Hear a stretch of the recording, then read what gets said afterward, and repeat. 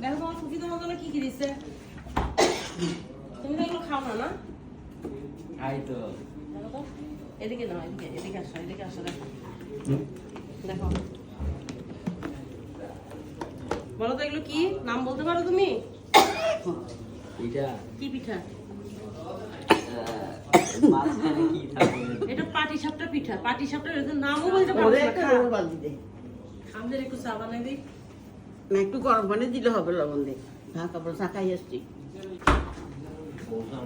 কে বলছে? কিন্তু এটা বাসি হয়ে গেছে না? না, এটা আমার বার্থডে।